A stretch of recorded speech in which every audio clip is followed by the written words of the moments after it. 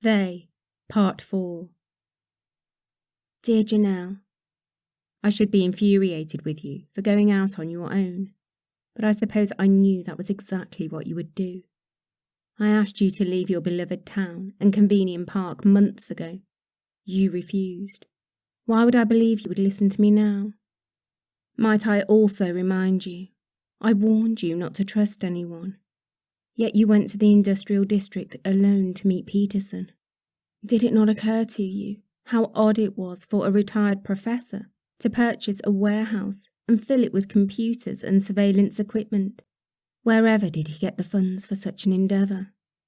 Furthermore, how could he possibly know the blood types of missing people unless he has hacked their private medical records? He has an agenda, a dark and ominous one. You stated you believed Peterson and I are part of the same organisation because he handed you a 3Web8 business card. If we were, he would know I had reached out to you. I suspect he used the same tactic I did on you. He wanted to see your reaction. I firmly believe if you had been compromised, you would never mention the organisation's name to me. For him, your acceptance of the same card from his hand proved your awareness of the organisation. I'm sorry, Janelle. I had to be sure of your allegiance before I disclosed my discoveries. I'm afraid your former professor embedded himself on the wrong side of this treacherous conflict.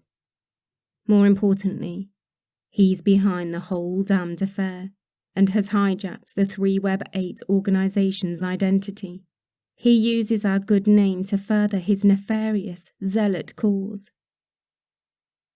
We learned our organisation had been cloned, but we had never put a face to its leader.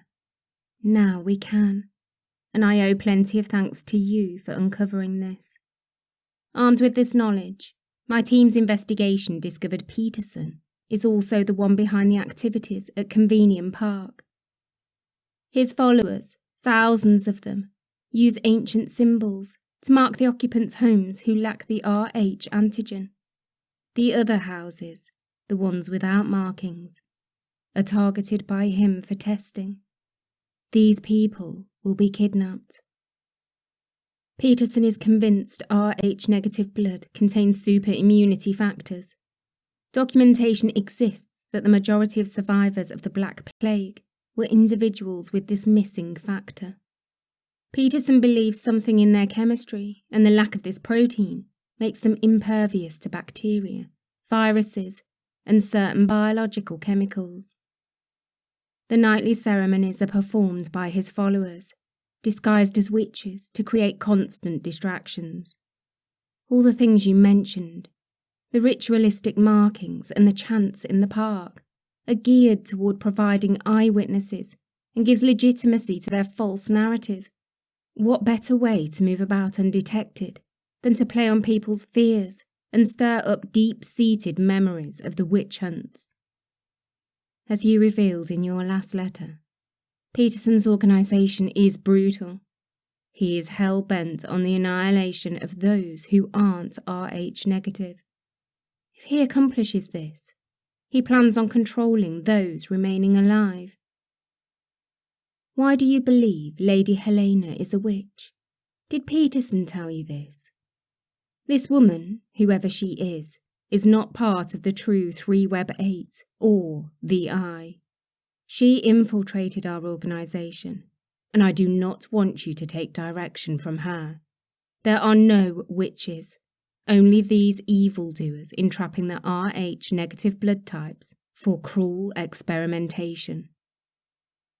She lured you in and lulled a certain sense of security when she declared you a member and granted you full access.